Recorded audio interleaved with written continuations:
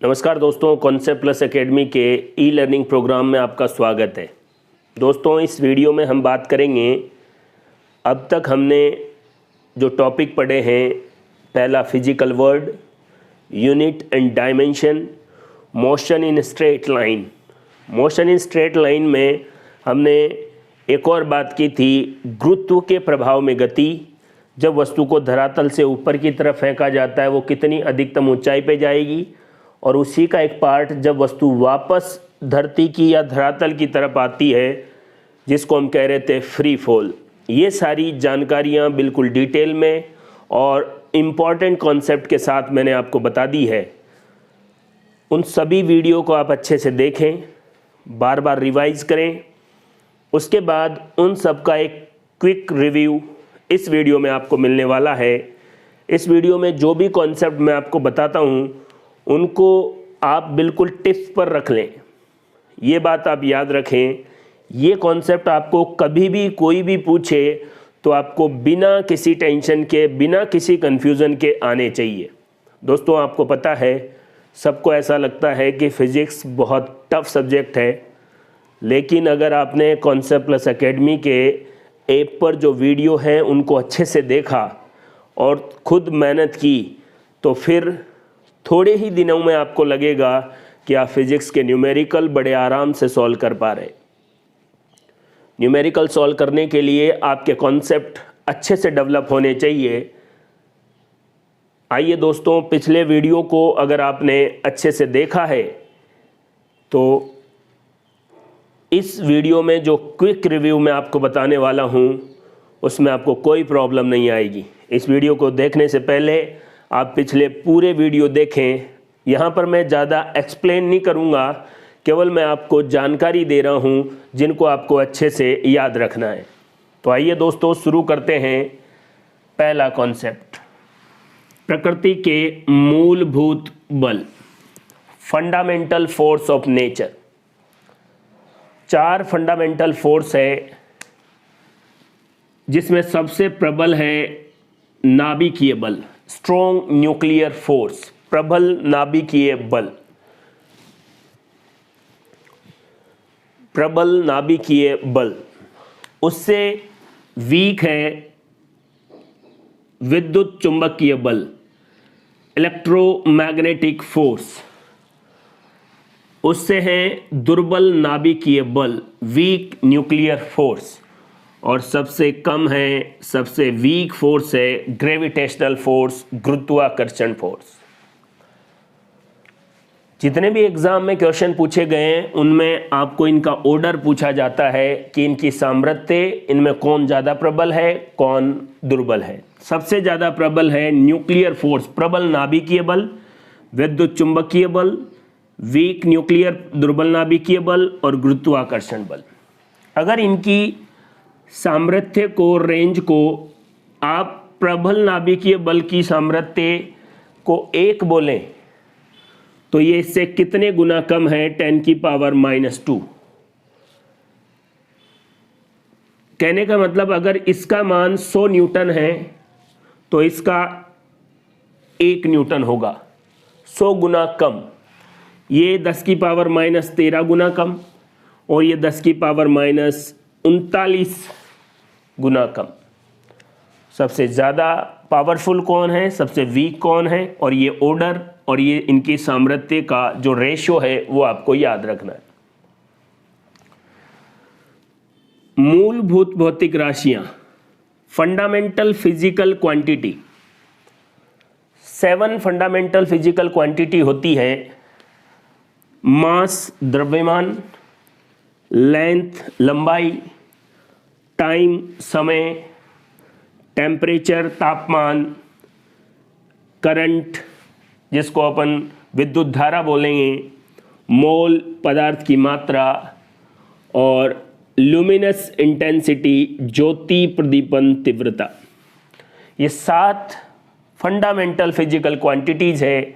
इससे ही बाकी सारी जो भौतिक राशियां हैं बनाई जाती है, और इनसे बनने वाली बाकी सभी फिजिकल क्वांटिटीज़ को डेराइव्ड फिजिकल क्वांटिटी कहते हैं। अगला कॉन्सेप्ट है दोस्तों, पूरक भौतिक राशियां, सप्लीमेंट्री फिजिकल क्वांटिटी। दो ऐसी क्वांटिटी है जिनके यूनिट तो है, मात्रक तो है, लेकिन विमा नहीं है। ऐसी भौतिक राशियों को सप्लीमेंट्री या पूरक भौतिक राशियां कहते हैं, जिनके मात्रक होते हैं, विमा नहीं होती है। प्लेन एंगल, तलीय कोण, इसका मात्रक है रेडियन, लेकिन इसकी कोई विमा नहीं है।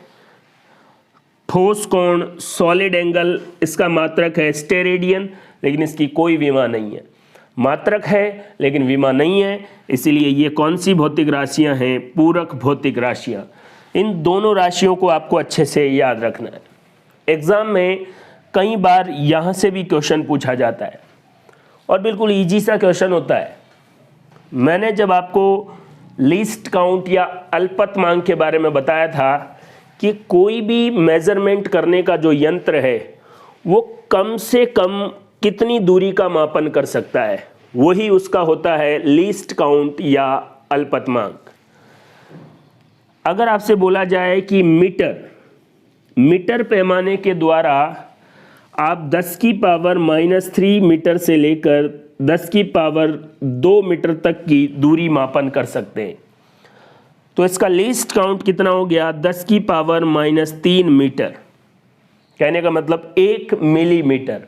मीटर पैमाने का लीस्ट काउंट 10 की पावर -3 का मतलब, ये तो आपको आइडिया होना चाहिए, 10 की पावर -3 मीटर को क्या कह सकते हैं? 1 मिलीमीटर।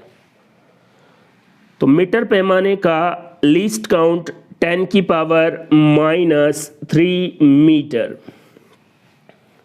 अगर आपको इससे कम दूरी को मापन करना है तो वर्नियर कैलिपर्स, वर्नियर पैमाना है जो 10 की पावर -4 से लेकर 10 की पावर -3 तक की लिमिट को माप सकता है। वर्नियर कैलिपर्स का लीस्ट काउंट कितना हो गया? 10 की पावर -4 मीटर। अगर इससे भी कम डिस्टेंस को आपको मेज़र करना है तो 10 की पावर -5 मीटर को अगर आपको मेज़र करना है तो उसके लिए स्क्रू गेज का लीस्ट काउंट 10 की पावर -5 मीटर। वर्नियर कैलिपर्स का लीस्ट काउंट 10 की पावर -4 मीटर और मीटर पैमाने का लीस्ट काउंट 10 की पावर -3 मीटर, और 10 की power -3 metre equals to 1 millimetre. एक और कॉन्सेप्ट दोस्तों यहाँ देखिए, 1 डिग्री में π/180 रेडियन होते हैं। अगर आपको डिग्री को रेडियन में कन्वर्ट करने के लिए बोला जाए, फिर आपसे बोले कि 60 डिग्री में कितने रेडियन होंगे, तो आप जानते हैं जब 1 डिग्री में π/180 रेडियन होते हैं तो 60 डिग्री में कितने हो जाएंगे? π/3 रेडियन। एक बड़ी इंपॉर्टेंट बात मैंने यहां पर लिखी है, 1 AMU एटॉमिक मास यूनिट, परमाणु द्रव्यमान की जो यूनिट है 1 AMU, उसका मान किलोग्राम में 1.67 × 10⁻⁻27 kg होता है। आजकल 1 AMU की जगह U भी बोला जाता है और U का मतलब होता है यूनिफाइड मास। U का मतलब क्या हो गया? यूनिफाइड मास। तो 1 AMU की वैल्यू 1.67 × 10⁻⁻27 kg होती है। आपकी जानकारी के लिए बता दूं, यही मान प्रोटॉन का द्रव्यमान, मास ऑफ प्रोटॉन और मास ऑफ न्यूट्रॉन, तो 3 चीजें आपको एक साथ याद हो गई। 1 AMU की वैल्यू, प्रोटॉन का द्रव्यमान और न्यूट्रॉन का द्रव्यमान, तीनों की वैल्यू एक ही है, 1.67 × 10⁻⁻27 किलोग्राम। अगला कॉन्सेप्ट है दोस्तों विमाहीन राशियां, यूनिट लेस या डायमेंशन लेस क्वांटिटीज। अगर कोई नंबर है, कोई संख्या है, जैसे आपको बोले कि 2 की क्या विमा है, तो इसकी कोई विमा नहीं होगी। ट्रिग्नोमेट्रिक रेशियो TR, त्रिकोणमितीय अनुपात sin θ/cos θ, ऐसा कुछ आता है तो उसकी भी कोई विमा नहीं होगी। लॉग की वैल्यू, लघु गुणक की भी कोई वैल्यू हो, उसकी भी कोई विमा नहीं होगी। अगर कुछ राशियां रेशियो को बताती है, अनुपात को बताती है, जैसे refractive index RI, refractive index जिसको हम क्या कहते हैं, अपवर्तनांक, क्या कहते हैं, अपवर्तनांक, विशिष्ट गुरुत्व, विशिष्ट घनत्व, ऐसी अगर क्वांटिटी होती है तो ये क्वांटिटीज क्या होती है, रेशियो होती है, अनुपात होती है। और अनुपात वाली जो राशियां हैं उनकी भी कोई विमा नहीं होती है। विशिष्ट घनत्व जिसको अपन आपेक्षिक घनत्व भी कहते हैं, जिसमें किसी भी पदार्थ का घनत्व जल के घनत्व के सापेक्ष निकाला जाता है। गुरुत्व, विशिष्ट गुरुत्व, और RI अपवर्तनांक या रिफ्रैक्टिव इंडेक्स, इन तीनों की कोई विमा नहीं होती है। एक नोट मैंने आपको यहां पर बताया कि पानी का घनत्व 4 डिग्री पर सर्वाधिक होता है। पानी का घनत्व 4 डिग्री पर सर्वाधिक होता है। याद रखना आपको ये लाइन, कई बार बहुत सारे कॉम्पिटिटिव एग्जाम में सीधा क्वेश्चन आता है इससे, पानी का सर्वाधिक घनत्व कितने तापमान पर, 4 डिग्री सेंटीग्रेड पर। जब मैंने आपको डायमेंशन या विमा बताई थी तब भी ये बात अच्छे से बताई थी। एग्जामिनर के दिमाग में ये हमेशा रहता है और वो ऑप्शन में ये चीजें जरूर देता है। समान विमा, सेम डायमेंशन वाली क्वांटिटीज के बारे में पहले भी मैंने आपको अच्छे से बताया, अभी भी मैं आपको जानकारी दे देता हूं। देखो, फ्रीक्वेंसी, आवृत्ति, एंगुलर वेलोसिटी, कोणीय वेग, इन दोनों की डायमेंशन विमा सेम होती है, T-1। आवृत्ति और एंगुलर वेलोसिटी, कोणीय वेग की विमा समान होती है। प्रतिबल, दाब, तनाव, पृष्ठ तनाव नहीं, तनाव, स्ट्रेन, और प्रत्यास्थता गुणांक, मॉड्यूलस, यंग मॉड्यूलस, इन सब की विमा भी सेम होती है, M1 L-1 T-2। Angular momentum, कोणीय संवेग, और प्लांक कांस्टेंट, प्लांक नियतांक, इन दोनों की विमा भी सेम होती है, M1 L2 T-1। Energy, torque जिसको बल आघूर्ण कह रहे हैं, और कार्य, वर्क, इन तीनों की विमा M1 L2 T-2 होती है। इन दोनों की विमा समान आपको याद रखनी है। इन सब की विमाएं समान, कोणीय संवेग और प्लांक नियतांक की विमा समान, ऊर्जा, बल आघूर्ण और कार्य की विमा समान। वीडियो देखते टाइम आपके दिमाग में ये आ सकती है कि सर ये क्या है। देखिए, मैं आपको बता दूं, इंसान वही काम करता है जो उसको सही लगता है। फिर वो और आपका दिमाग आपको क्या करवाता है वो आपको भी पता है। वो कंफर्ट जोन से बाहर नहीं जाना चाहता। हजारों लोग कहते हैं कि सर आप पहले बोर्ड पे लिख देते हैं फिर उसके बाद एक्सप्लेन करते हैं, तो इससे अच्छा नहीं लगता। मैं यहाँ पर किसी को अच्छा लगने और नहीं लगने के हिसाब से नहीं पढ़ा रहा हूँ। इसको पढ़ने के बाद, समझने के बाद, याद करने के बाद अगर किसी का सिलेक्शन नहीं हो तो मैं जिम्मेदार हूँ। बाकी लोगों को अच्छा बुरा, आदमी को अपने पापा से शिकायत रहती है तो फिर पैटर्न से तो शिकायत हो ही सकती है। इसलिए जो चीज़ें मैं आपको बता रहा हूँ, आप बहुत सारी डायमेंशन विमाएं पढ़ें, मर्जी है उसकी पढ़ें, लेकिन पहले ये चारों पॉइंट अच्छे से याद कर लें कि किस किस की विमा समान है और क्या है। मैंने ये भी बोला है, 2 मिनट लगेंगे आपको ये याद करने में। पता लगा पूरी डायमेंशन आपने पढ़ ली और एग्जाम में सवाल आया कि निम्न में से कौन से ऑप्शन में जो राशियां हैं, फिजिकल क्वांटिटी है, उनकी विमा समान होती है। आपने बहुत धुरंधर तरीके से तैयारी की थी लेकिन आपको याद ही नहीं है। वहाँ आप हर एक चीज़ की विमा निकालने नहीं बैठेंगे क्योंकि बाकी क्वेश्चन भी करने हैं। एक क्वेश्चन को अगर आप 10 मिनट में सॉल्व कर पा रहे हैं तो फिर एक क्वेश्चन सॉल्व करके ही घर आ जाओ, बाकी पेपर देने की ज़रूरत नहीं है। इसलिए अच्छे से चीज़ों को आप ध्यान से समझें, याद करें, बिल्कुल टू द पॉइंट और एग्ज़ाम के कॉन्सेप्ट आपको कॉन्सेप्ट प्लस एकेडमी के पर अच्छे से मिलेंगे। दोस्तों ये सारे कॉन्सेप्ट मैंने आपको जो अब तक पढ़ाए हुए थे वीडियो, उनसे इम्पॉर्टेंट बातें आपके लिए कलेक्ट की है। आइए कुछ और कॉन्सेप्ट के बारे में बात करते हैं। कुछ और इम्पॉर्टेंट कॉन्सेप्ट जो है वो हम देखते हैं। यहाँ पर मैं कुछ फैक्ट आपको बता रहा हूँ जो आपको याद रखने। 1 न्यूटन में 10 की पावर 5 डाइन होते हैं। न्यूटन MKS या SI मात्रक है बल का, और डाइन CGS में मात्रक है बल का। 1 न्यूटन में 10 की पावर 5 डाइन। ऐसे ही 1 जूल में 10 की पावर 7 अर्ग होते हैं। वही जूल MKS या SI मात्रक है कार्य का, और अर्ग CGS में मात्रक है किसका? कार्य का। अर्ग और ये है जूल। 1 जूल में 10 की पावर 7 अर्ग और 1 न्यूटन में 10 की पावर 5 डाइन होते हैं। 1 लाइट ईयर 1 प्रकाश वर्ष। इस फैक्ट को देखिए, बहुत सारे ऐसे एग्जाम हैं जिनमें सीधा पूछा गया है कि प्रकाश वर्ष मात्रक है या दर्शाता है या बताता है।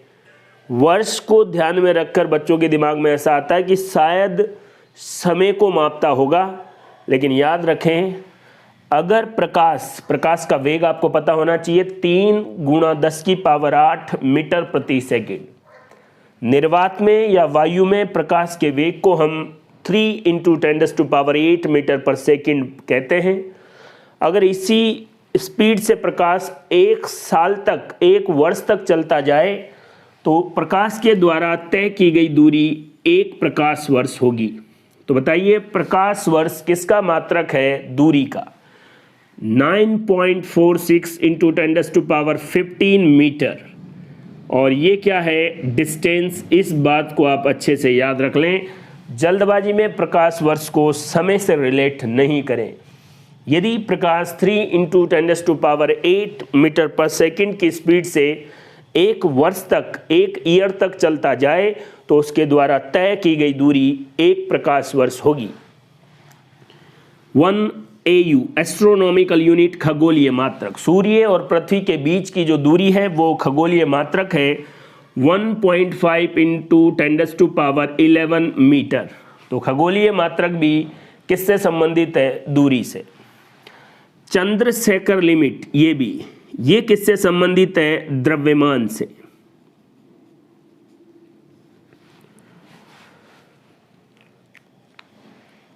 एक चंद्रशेखर लिमिट 2.8 × 10⁻30 kg के बराबर होती है।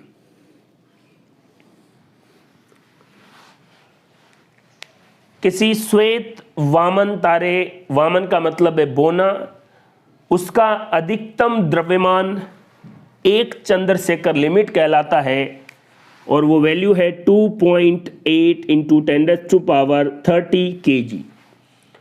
वैल्यू से ज़्यादा इंपॉर्टेंट यह है कि चंद्रशेखर लिमिट किस राशि से संबंधित है? द्रव्यमान से। खगोलीय मात्रक किस राशि से संबंधित है? दूरी या लंबाई से। 1 प्रकाश वर्ष भी दूरी या लंबाई से। और ये दोनों कुछ फैक्ट है जो आपको पता होना चाहिए।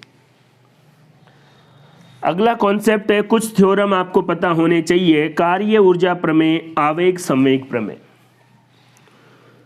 ऊर्जा में परिवर्तन किसके बराबर होता है? कार्य के।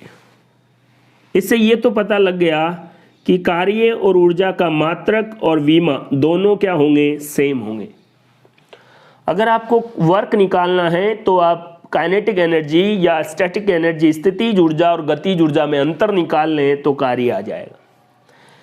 ऐसे ही संवेग में परिवर्तन किसके बराबर होता है? आवेग के। Impulse I = ΔP। एक मजेदार बात मैं आपको यहां पर बताता हूं। आवेग संवेग प्रमेय क्या कहता है? संवेग में परिवर्तन आवेग के बराबर होता है। क्वेश्चन में अगर आप थोड़ा सा भी मिस हुए और ऐसा आ गया कि संवेग में परिवर्तन की दर, और आपने ध्यान से नहीं पढ़ा और आपके दिमाग में पहले से आवेग संवेग प्रमेय इम्पल्स मोमेंटम थ्योरम घुसा हुआ है और एग्जाम में क्वेश्चन आया कि संवेग में परिवर्तन की दर rate of change in momentum किसके बराबर होता है। जल्दबाजी में आप आवेग कर दें। अगर रेट आ गई तो फिर वो क्या हो जाएगा, बल। संवेग में परिवर्तन की दर बल के बराबर होती है न्यूटन की गति का दूसरा नियम। लेकिन अगर टाइम या दर नहीं बोले और केवल बोले संवेग में परिवर्तन, चेंज इन मोमेंटम, तब आपको क्या बोलना है, इंपल्स। बात समझ में आ गई होगी। एक वर्ड, और ऐसे कॉन्सेप्ट से क्वेश्चन आएंगे क्योंकि एग्जाम में बच्चा ऐसी छोटी छोटी गलतियां करता है खुशी खुशी। जैसे उसने आवेग संवेग प्रमेय पढ़ा है तो उसने याद किया है कि संवेग में परिवर्तन आवेग के बराबर होता है। तो क्वेश्चन ऐसे, संवेग में परिवर्तन की दर बराबर होती है पहले ऑप्शन में आवेग या इंपल्स। बच्चा की आवेग संवेग प्रमेय नहीं, संवेग में परिवर्तन की दर तो होती है बल। Rate of change in momentum equals to force, और रेट के बजाय अगर change in, only change in momentum, संवेग में परिवर्तन, तो आपको क्या बोलना है, आवेग। क्लियर है बात। आइए एक और इंपॉर्टेंट फैक्ट, आपने बहुत बार पढ़ा होगा, 10th क्लास से आप पढ़ते आ रहे हैं। 1 किलोवाट आवर, 1 किलोवाट घंटा, इसमें कितने जूल होते हैं। बहुत सारे एग्जाम में तो ये सवाल पूछा जाता है। 3.6 इंटू 10⁶ जूल। एक एग्जाम में ये पूछा गया किलोवाट आवर किसका मात्रक है, तो आपको बताना है ऊर्जा का, क्योंकि जूल भी किसका मात्रक है, ऊर्जा का।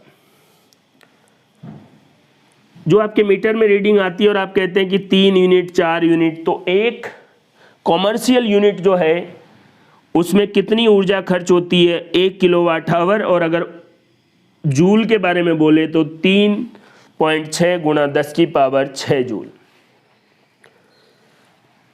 किलोवाट आवर आते ही बच्चा कंफ्यूज हो जाता है, इस बात को ध्यान रखें। किलोवाट आवर, किलोवाट घंटा ऊर्जा का मात्रक है, शक्ति का नहीं है। एक कॉमर्शियल यूनिट, व्यापारिक इकाई 1 किलोवाट आवर के बराबर, जिसमें 3.6 गुणा 10⁶ जूल होते हैं। एरर से रिलेटेड बहुत सारे क्वेश्चंस आते हैं, लेकिन जितने भी एग्जाम अगर आप देखेंगे और उनके कॉन्सेप्ट देखेंगे तो इसी के आसपास रहते हैं। डिटेल में जानकारी मैं आपको बता चुका हूं, यहां पर मैं आपको बता रहा हूं, एरर हमेशा ऐड होते हैं, जुड़ते हैं। अगर आप कोई एरर करेंगे, गलतियां करेंगे, आज कोई गलती की, कल और की, ये सारी गलतियां जुड़ती जाएंगी और फिर एक दिन नुकसान करेंगी। एक दिन आपने पढ़ाई नहीं की, 2 दिन नहीं की, 3 दिन नहीं की, 4 दिन नहीं की, 5वें दिन एग्जाम आ गया, फिर रिजल्ट आया फेल। गलतियां हमेशा जुड़ती जाती है, एरर ऑलवेज क्या होगी, ऐड होगी। देखिए पहले इस कॉन्सेप्ट को देखिए, समान संख्याएं ही जुड़ेगी। क्या मतलब है, अगर आप दाब में कोई राशि जोड़ना चाहते हैं तो वो भी दाब या प्रेशर होना चाहिए। अगर आप आयतन में से कोई राशि घटाना चाहते हैं तो वो भी आयतन ही होना चाहिए। आयतन में से आयतन घट सकता है, दाब में दाब जुड़ सकता है, ऐसा मैंने आपको अच्छे से बताया था। ये पूछ रहा है ए और बी की विमा। पहले देखिए बी की निकालते हैं। बी किस में से माइनस हुआ है, आयतन में, और आयतन क्या होता है, L3। तो बी की विमा जो है वो तो आप सीधा लिख सकते हैं, ये हो गई कि जब आयतन में से कोई राशि माइनस हो रही है तो वो आयतन ही होगी, सिंपल बात। यहां पर P किसके बराबर है, A/V² के। अब आपको किसका मान चाहिए, A का। तो इस V² को इधर लेके जाइए और जो विमा आएगी वो किसकी आ जाएगी, A की विमा आ जाएगी। दाब की विमा लिखें, आयतन की विमा का स्क्वायर कर दे, जो राशि आएगी, जो विमा आएगी वो किसकी होगी, ए की होगी। ये क्वेश्चन आप अच्छे से पढ़ लें। जब मैंने आपको पूरा एक्सप्लेन किया तब भी इसके बारे में अच्छे से बताया था। एक बार फिर मैं आपको रिवाइज करवा रहा हूँ कि इस पॉइंट पर आप अच्छे से फोकस रखें। एग्जाम में इसी पैटर्न में सवाल ज़्यादा पूछे जाते हैं। अगला कॉन्सेप्ट, गोला। एक गोला है, उसकी त्रिज्या में त्रुटि 0.2% है, मास में त्रुटि 0.3% है। उस गोले के घनत्व में त्रुटि बताइए। तो गोले का घनत्व मास अपॉन वॉल्यूम, और गोले का घनत्व 4/3 पाई आर क्यूब। तो देखिए ये तो कांस्टेंट है। मास में त्रुटि कितनी है, 0.3। त्रिज्या में त्रुटि कितनी है, 0.2, लेकिन 3 बार, पावर 3 है तो 0.2 को आप 3 को आगे लिख दें, 0.2 को ऐसे गुणा कर दें इससे, तो कितना हो गया, 0.2 को 3 से गुणा किए 0.6। अब भाग नहीं देना, मैंने कहा ना त्रुटियां हमेशा जुड़ती है। तो 0.3 और 0.6, त्रुटि कितनी हो गई, 0.9% त्रुटि घनत्व में। अगर आपसे ये बोले कि गोले के त्रिज्या में मापन में त्रुटि 2% है, गोले के आयतन में, अभी मैंने आयतन का फॉर्मूला बताया, r³ तो 3 है, और त्रिज्या में त्रुटि कितनी है, 2%, तो आयतन में त्रुटि कितना हो गई, 6%। त्रुटियां हमेशा जुड़ती है। m में त्रुटि 2, आयतन में त्रुटि 3। सॉरी, यहां पर v जो है आयतन नहीं, वेलोसिटी या वेग है, क्योंकि देखिए गतिज ऊर्जा में त्रुटि पूछ रहा है। तो गतिज ऊर्जा का फॉर्मूला क्या होता है, 1/2 mv²। m में त्रुटि कितनी है, 2%। वेग में त्रुटि कितनी है, 3%, लेकिन स्क्वायर है इसलिए 3 कितने बार आ जाएगा, 2 बार। तो कितना हो गया, 3 दूने 6, और 6 में 2% ऐड हो जाएगी, तो गतिज ऊर्जा में त्रुटि कितनी हो गई, 8%। गणित वाला दिमाग नहीं लगाना है कि 3 दूने 6 और 6 दूने 12%, नहीं, त्रुटियां हमेशा ऐड होती है। द्रव्यमान की त्रुटि 2%, वेग की त्रुटि 3% थी, 2 बार हुई तो 6%, 6 और 2 कितना हो गया, 8%। एक और कॉन्सेप्ट देखिए, अगर मास में त्रुटि 3% है और लंबाई में त्रुटि 2% है, घनत्व में त्रुटि डेंसिटी में, तो डेंसिटी क्या होती है, मास अपॉन वॉल्यूम, द्रव्यमान बटे आयतन। द्रव्यमान में त्रुटि कितनी होती है, 3%। आयतन क्या होता है, लंबाई का क्यूब, और लंबाई के क्यूब को आप क्या लिख सकते हैं, 3, और लंबाई में त्रुटि कितनी है, 2। तो देखो 2% 3 बार हुई तो 6, और 3 कितना हो गया, 9% इसके किसमें हो गई, घनत्व में त्रुटि। जब एरर मैंने आपको बताया तब ये चीज़ें अच्छे से एक्सप्लेन की। इन चारों क्वेश्चन में एक लाइन अगर आपको याद है कि त्रुटियां हमेशा जुड़ती है। अगर कोई संख्या पावर में है तो जो पावर है वो आगे ले लो। जैसे यहाँ पर देखो, त्रिज्या में त्रुटि कितनी थी, 2%, और 3 आगे आते ही 2 × 3, तो टोटल त्रुटि कितनी हो गई, 6%। यहाँ पर आयतन L³ होता है, और 3 आगे ले लिए, और लंबाई में त्रुटि कितनी है, 2%, तो टोटल 6, द्रव्यमान में 3%, तो 9% कुल त्रुटि घनत्व में हो गई। तो इस तरीके से एरर, डायमेंशन से रिलेटेड कॉन्सेप्ट, कुछ फैक्ट्स, ये सारी चीज़ें आपको अच्छे से याद रखनी है। एग्ज़ाम में यही पैटर्न पूछा जाएगा। अगर आपको पिछले वीडियो अच्छे से देखें, 1-2 बार आपने रिवाइज किए, फिर केवल आपको इन कॉन्सेप्ट पर अच्छे से ध्यान देना है और चीज़ों को समझते जाना है। इनको तो आप याद ही कर लें। कोई भी पूछे, कैसा भी क्वेश्चन आए एरर से रिलेटेड, आपके दिमाग में बिल्कुल सही तरीके से जवाब होना चाहिए। दोस्तों, कुछ इम्पॉर्टेंट कॉन्सेप्ट और देखते हैं। पहली और बड़ी महत्वपूर्ण बात यह है, जो मैंने आपको बहुत बार समझाई है, डिस्प्लेसमेंट या विस्थापन दूरी के बराबर हो सकता है या दूरी से कम होगा। कभी भी डिस्प्लेसमेंट डिस्टेंस से ज़्यादा नहीं हो सकता, बराबर हो सकता है, कम हो सकता है।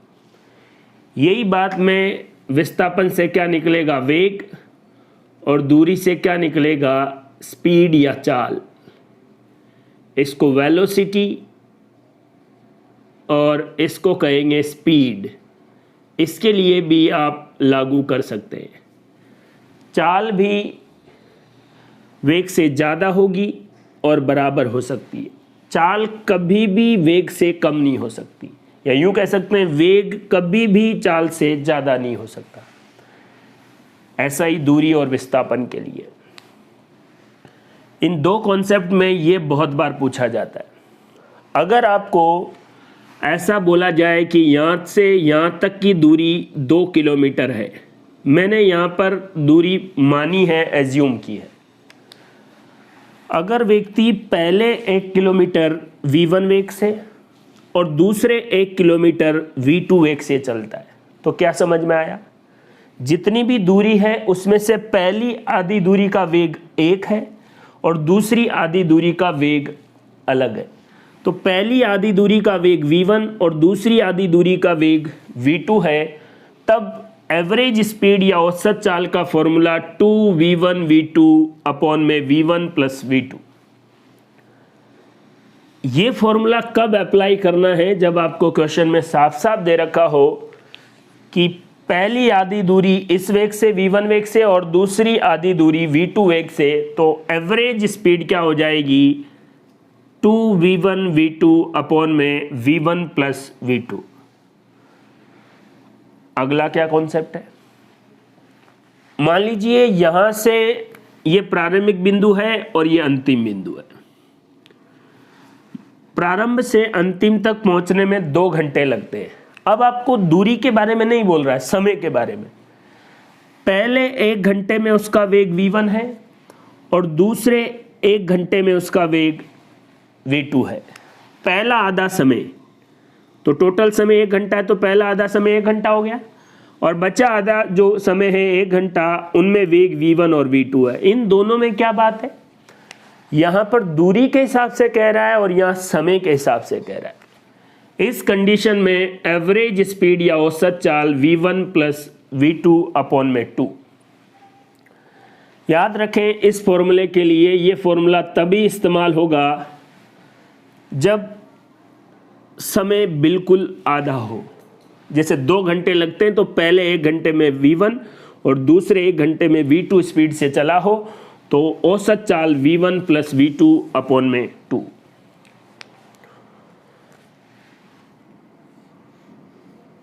सरल रेखा में गति जब हमने पढ़ा, तो और या एग्जाम में अगर इससे कई सवाल पूछे गए, तो इस कॉन्सेप्ट को आपको हमेशा ध्यान में रखना है। बिल्कुल इजी वे में मैं आपको एक बार और बताता हूं। आपके पास डिस्प्लेसमेंट है, विस्थापन है। विस्थापन से जब आप समय से डिवाइड कर दें तो वेलोसिटी या वेग आ जाता है। वेग को समय से डिवाइड कर दें या वेग में परिवर्तन को समय से डिवाइड कर दें तो त्वरण आ जाता है, एक्सक्लेरेशन आ जाता है। मैंने इसको स्टेप 1 बोला, इसको स्टेप 2 और इसको स्टेप 3। स्टेप 1 में विस्थापन, विस्थापन से वेग निकाल सकते हैं और वेग से त्वरण निकाल सकते हैं अगर आपके पास समय हो तो। ग्राफ में क्या होगा, विस्थापन समय ग्राफ जो है उसकी ढाल निकालने के लिए मैंने आपको बताया था tan थीटा, और उसकी ढाल किसको बताएगी, वेग को। कहने का मतलब ढाल में आपको एक स्टेप आगे जाना है।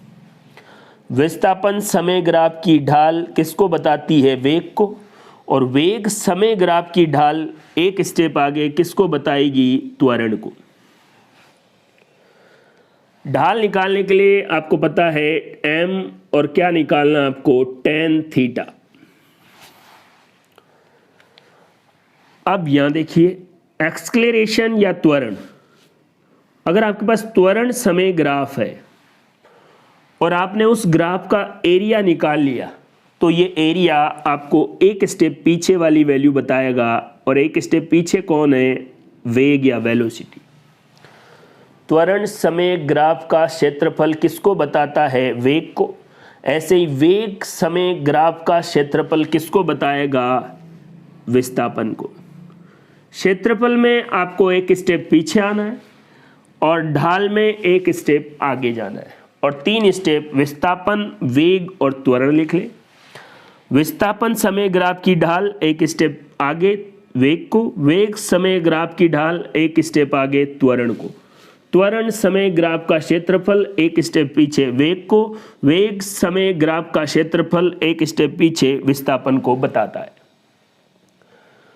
ग्राफ का क्षेत्रफल निकालने के लिए आपको पता है या तो कोई आयत होगा या त्रिभुज होगा, लंबाई इंटू चौड़ाई या 1/2 आधार गुणा ऊंचाई से आप निकाल सकते हैं। वैल्यू आपको ग्राफ में दी गई होगी। ढाल के लिए मैंने आपको बता दिया, m बराबर आपको क्या निकालना है, tan थीटा। जब आप ऊर्ध्वाधर किसी वस्तु को u वेग से फेंक रहे हैं, ऊपर u वेग से फेंकने पर कितनी अधिकतम ऊंचाई पर जाएगा, इसका फॉर्मूला है u²/2g। और ऊपर अधिकतम ऊंचाई पर पहुंचने में लगा समय u/g। ऐसे ही अगर आप किसी वस्तु को फ्री फॉल, मुक्त अवस्था से नीचे गिराते हैं, तो बताइए फ्री फॉल में प्रारंभिक वेग 0 और त्वरण का मान क्या होना चाहिए, कांस्टेंट होना चाहिए, नियत होना चाहिए। और फ्री फॉल में त्वरण कौन सा लगता है, गुरुत्वीय त्वरण। यहां से यहां तक जब वस्तु धरातल से टकराएगी तब उसका वेग क्या होगा, v = gt। t क्या है, धरातल तक पहुंचने में लगा समय, और धरातल तक पहुंचने में लगा समय का सूत्र है v/g। v क्या है, धरातल पर किस वेग से वस्तु टकराएगी, और यहां से लेकर यहां तक की जो ऊंचाई है 1/2g td²। td डाउनवर्ड या नीचे की तरफ पहुंचने में लगा समय। इनके बारे में मैं आपको बता चुका हूं, एक बार फिर बता रहा हूं। जिस वेग से आपने वस्तु को ऊपर फेंका है, अधिकतम ऊंचाई पर जाने के बाद वस्तु वापस धरातल पर उसी वेग से टकराएगी। समान स्तर पर वस्तु का वेग बराबर होता है। जितना टाइम अधिकतम ऊंचाई पर पहुंचने में लगा है, उतना ही टाइम अधिकतम ऊंचाई से वापस धरातल पर या उसी स्तर पर आने में लगेगा। यूनिफॉर्म सर्कुलर मोशन, एक समान वृत्तीय गति में चाल जो है वो नियत होती है। इस बात को आप याद रख लें। स्पीड क्या होती है, कांस्टेंट, लेकिन वेग, वेलोसिटी बदलती रहती है। यूनिफॉर्म सर्कुलर मोशन, जब वेग बदलता रहेगा इसका मतलब उसमें त्वरण उपस्थित रहेगा, क्योंकि वेग में परिवर्तन की दर क्या कहलाती है, त्वरण कहलाती है। Acceleration, rate of change in velocity is known as acceleration. एक सीधा सवाल डायरेक्ट इसी कॉन्सेप्ट से पूछा जाता है। आप एक मीनार पर h ऊंचाई की किसी बिल्डिंग पर खड़े हैं। 3 चीजें आपने एक साथ की। एक वस्तु को u वेग से ऊपर फेंका, उसी समय दूसरी वस्तु को u वेग से, जितना ऊपर फेंका उसी वेग से u वेग से नीचे फेंका। इन दोनों का वेग बराबर है। जिस वेग से ऊपर फेंका उसी से दूसरी को नीचे फेंका, और तीसरी को बिना कोई वेग, मुक्त पतन या फ्री फॉल ऐसे छोड़ दिया। अब जिस वस्तु को आपने u वेग से ऊपर फेंका था, मान लीजिए उसको ऊपर जाके वापस बिल्कुल धरातल पर पहुंचने में लगा समय t1। जिस वस्तु को आपने u वेग से नीचे की तरफ फेंका था, उसको धरातल पर पहुंचने में लगा समय t2। और मुक्त पतन में वस्तु को धरातल पर पहुंचने में लगा समय अगर t3 मान लेते हैं, तो t3 की वैल्यू √t1 इंटू t2 के बराबर होगी। कुछ इंपॉर्टेंट कॉन्सेप्ट शानदार तरीके से मैंने आपको यहां पर बता दिए हैं। डिटेल में जानकारी हमने पूरे वीडियो बनाए हैं, उनको अच्छे से पढ़ें। उसके बाद जब उनको आप बार बार पढ़ लिए तो दोबारा फास्ट रिवीजन के लिए इस वीडियो को देख सकते हैं। इस वीडियो में जो बातें मैं आपको बता रहा हूँ वो आपको याद होनी ही चाहिए अगर आपको पेपर में अच्छे से फिजिक्स के क्वेश्चन अटेम्प्ट करने हैं। दोस्तों, कई बार आपको लगता है आप पढ़ रहे हैं, आपको चीज़ें पता लग रही है। हमारा पर्पज़ है एग्ज़ाम का क्वेश्चन सॉल्व हो बस, और फालतू की चीज़ें, एक्स्ट्रा चीज़ें कई बार आप सॉल्व करते रहते हैं। किसी एक यूनिट के मैंने आपको 100 क्वेश्चन दे दिए, 5-5 दिन तक 100 क्वेश्चन सॉल्व कर रहे हैं, एग्ज़ाम में पता लगा एक अलग ही कॉन्सेप्ट आ रहा है। इसलिए बिल्कुल सेलेक्टिव चीज़ें।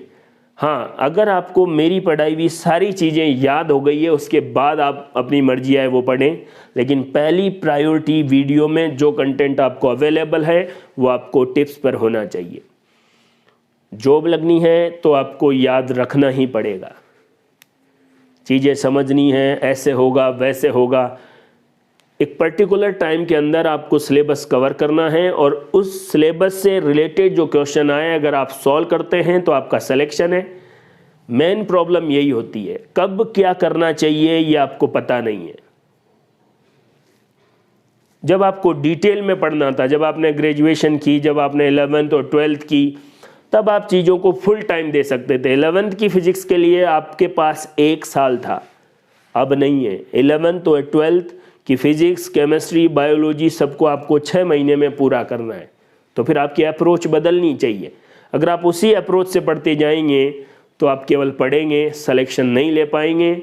इसलिए मेरी आपको एक राय है कि आप आराम से जो भी कंटेंट यहाँ पर अवेलेबल है बार बार पढ़ें, उसको याद कर लें, वो आपको अच्छे से पता होना चाहिए। तो दोस्तों, आइए और नए कॉन्सेप्ट के बारे में जानते हैं। एक एक चीज़ को आप शांति से बड़े ध्यानपूर्वक सुने, देखें और कॉन्सेप्ट को समझने की कोशिश करें। चीज़ें आसान हैं, लेकिन अगर आप बेमन से देखेंगे तो फिर आपको ये भूत ही लगेंगी। देखिए, यू वेग से एक वस्तु को ऊपर फेंका जा रहा है, सिंपल सी बात है, यू वेग से किसी वस्तु को ऊपर फेंका गया। अगर क्वेश्चन खुद बोले कि जिस वेग से आपने वस्तु फेंकी है वो उतनी ही ऊंचाई तक पहुंचती है। फॉर एग्जाम्पल, आपने 20 मीटर प्रति सेकंड से एक वस्तु को ऊपर फेंका और वो 20 मीटर ऊंचाई पर जाती है, तो u की वैल्यू भी कितनी है, 20, और h की वैल्यू भी कितनी है, 20 मीटर। कहने का मतलब h और u बराबर है। याद कीजिए, h का फॉर्मूला u²/2g। जब आप वस्तु की ऊर्ध्वाधर गति के बारे में बात करते हैं तो देखो g तो कांस्टेंट है 10 और 2g, ये वैल्यू कांस्टेंट है। h बराबर, और ये डिपेंड करेगा किस पर, u पर। अब ये कह रहे हैं कि h और u बराबर है, तो u की वैल्यू डायरेक्ट किसके बराबर हो जाएगी, 2g के। क्योंकि देखो h की जगह मान लो मैंने u रख दिया, इधर क्या आ गया, u²/2g, इससे ये कट गया और ये इधर आ गया और u बराबर क्या हो गया, 2g, और g की वैल्यू 10। इसका मतलब हमेशा ही प्रारंभिक वेग कितना आएगा, 20 मीटर प्रति सेकंड। अगर किसी वस्तु को आप एक पर्टिकुलर वेग से फेंकते हैं, जितना वेग है उतना ही वस्तु हाइट या उतनी ही ऊंचाई पर जाती है, तो वस्तु का वेग 2g होना चाहिए। 20 मीटर पर सेकंड से आप किसी वस्तु को फेंकेंगे तो वस्तु 20 मीटर ऊंचाई पर जाएगी और वस्तु का वेग क्या होगा, 2g। अगर आप वस्तु को 30 मीटर, ये देखिए 30 मीटर प्रति सेकंड से फेंके, ऊंचाई क्या होगी, h बराबर u। इस कंडीशन में आप याद रख लें u बराबर क्या होगा, 2g। ये एक ही कंडीशन। अधिकतम ऊंचाई तक पहुंचने में लगा समय कितना होता है, u/g, और u कितना है, 2g, तो g से g कैंसिल, 2 सेकंड। वस्तु को धरातल से अधिकतम ऊंचाई पर पहुंचने में 2 सेकंड लगेंगे। वस्तु को 20 मीटर प्रति सेकंड से फेंकना पड़ेगा और वस्तु की ऊंचाई भी कितनी होगी, 20 मीटर। कई बार क्वेश्चन में कुल उड्डयन काल पूछ लेते, तो देखो ये मैं आपको बहुत बार समझा चुका हूं। धरातल से मैक्सिमम ऊंचाई तक जाने में 2 सेकंड लग रहे हैं, तो 2 सेकंड में ही वापस धरातल पर आएगी। तो हवा में कितने टाइम तक रही, 4 सेकंड तक। एक और कॉन्सेप्ट आप यहां देखिए, आपके पास 3 वस्तुएं हैं। एक वस्तु को आपने, जिसको मैं ए बोल रहा हूं, u1 वेग से फेंका, दूसरी वस्तु को u2 वेग से फेंका और तीसरी वस्तु को u3 वेग से फेंका। एग्जाम्पल के तौर पर पहली वस्तु का वेग 2 मीटर प्रति सेकंड, दूसरी का 3 मीटर प्रति सेकंड और तीसरी वस्तु का 4 मीटर प्रति सेकंड वेग है। 3 वस्तुओं को आपने ऊर्ध्वाधर फेंका। अधिकतम ऊंचाई देखिए,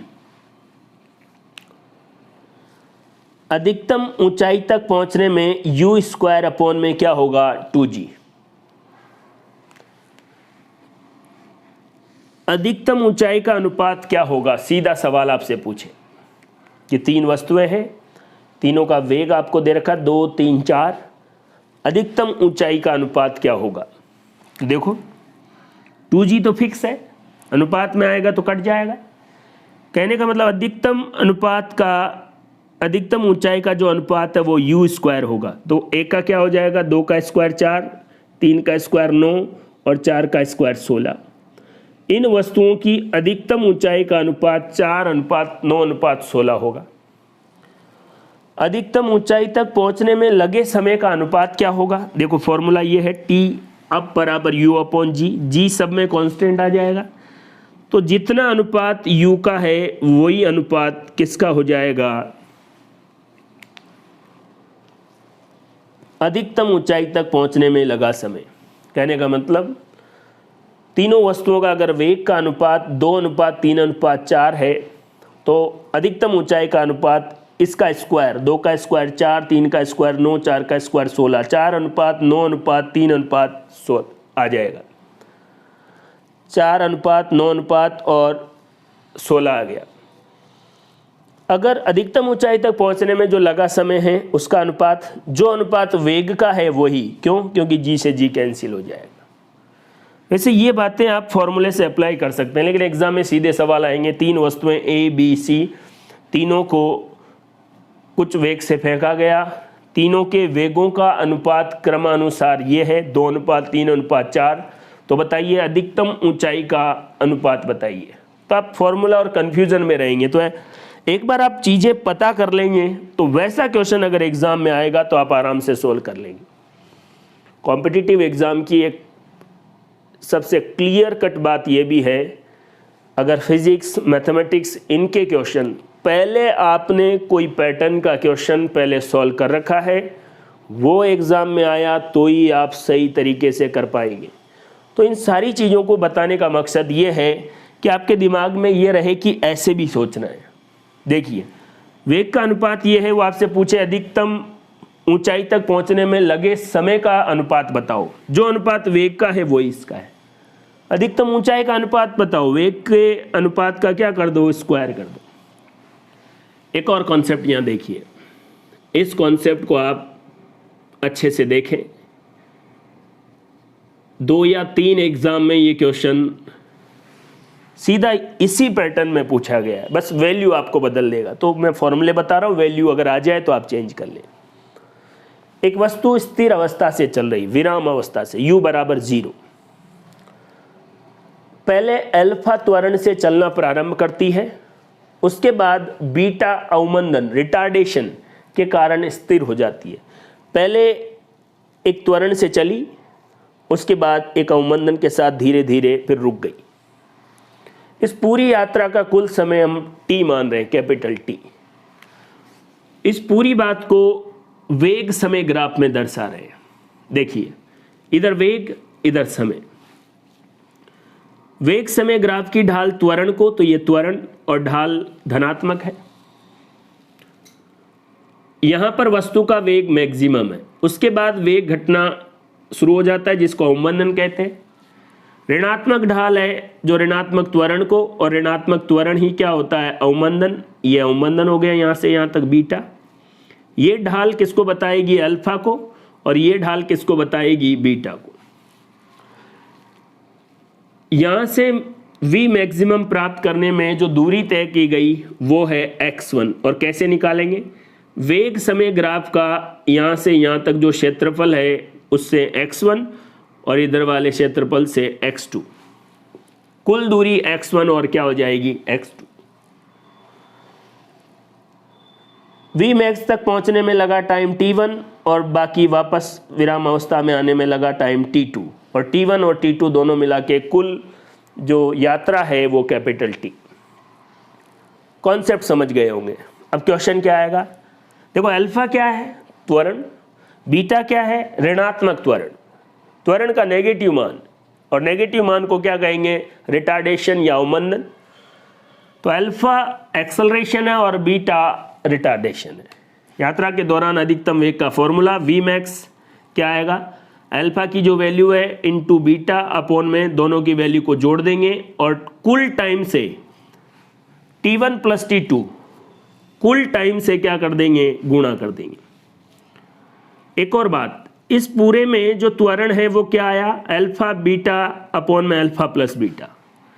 इस यात्रा की कुल दूरी x1 प्लस x2, तो देखो s बराबर ut प्लस हाफ है, t स्क्वायर होता है, u 0 है तो ut वाले मान की जरूरत नहीं है। आप एक ही वैल्यू क्या रखेंगे, अल्फा बीटा अपॉन में अल्फा प्लस बीटा और कुल टाइम t स्क्वायर।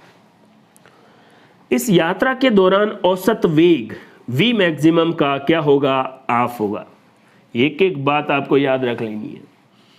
और एग्जाम में जो सवाल है ये रहे, x1 और x2 का अनुपात बराबर होता है बीटा और अल्फा के बराबर, या बराबर होता है t1 और t2 के बराबर। ये कॉन्सेप्ट आप बहुत ही शानदार तरीके से याद रख लें। अगर इसी पैटर्न में आपको चीज़ें दी गई है, बहुत लंबा चौड़ा सवाल देगा और बोलेगा x1 और x2 का अनुपात 2:3 है, तो बताइए अवमंदन और त्वरण का अनुपात क्या होगा। तो देखिए x1 और x2 का अनुपात मान लीजिए 2:3 या 3:2, सपोज कर लेते 2:3 है। तो अगर बीटा ऊपर बोल रहा है तो वही 2:3, लेकिन अल्फा अनुपात बीटा बोल रहा है तो उसका अपोजिट t1 अपॉन t2। इसी पैटर्न देखो x1 अपॉन x2 का अनुपात बराबर होगा बीटा अपॉन अल्फा के। एग्जाम में आपको अल्फा अनुपात बीटा पूछेगा, जैसे x1 और x2 का अनुपात 2:3 है, तो बताइए अल्फा और बीटा का अनुपात। तो देखिए x1 अपॉन x2 बीटा के, तो x1 की जो वैल्यू है वो बीटा की है, तो x1 की कितनी है 2, और x2 की वैल्यू किसकी है, अल्फा की। तो उसको ध्यान रखना, आपको जल्दबाजी में गलत नहीं करना। ये कॉन्सेप्ट अगर आपको पहले से पता नहीं होगा तो आप सवाल देख के, इतना लंबा चौड़ा सवाल होगा और आप वैसे ही देख के परेशान, लेकिन आपने ये पैटर्न पहले देखा है। आपसे पूछे यात्रा का औसत वेग कितना होगा, वी मैक्स निकालो, अल्फा और बीटा की वैल्यू कुल समय से गुणा, यात्रा का कुल समय वी मैक्स अपॉन 2, यात्रा में कुल दूरी x1 प्लस x2 बताओ, आप यही अल्फा बीटा अपॉन में alpha plus beta t square, t क्या है, टोटल टाइम। और ये तो आपको याद रखना है x1 अपॉन x2, पहले अधिकतम वेग तक पहुंचने में तय की गई दूरी अपॉन में x2, और बराबर होता है बीटा अपॉन अल्फा, बराबर होता है t1 upon t2। x1 upon x2 t1 upon t2, ये तो आसान है, बस ये थोड़ा बीटा अपॉन अल्फा है, और वो कहीं अल्फा अपॉन बीटा की वैल्यू पूछ ले तो आप ध्यान से दें, इसलिए चीज़ों को आराम से समझें।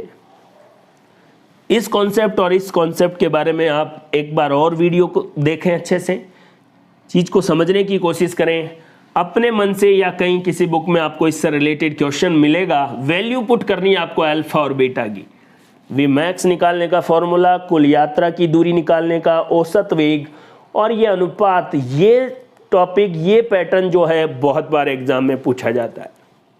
कुछ और इम्पोर्टेंट कॉन्सेप्ट देखिए, गैलीलियो का विषम अंक।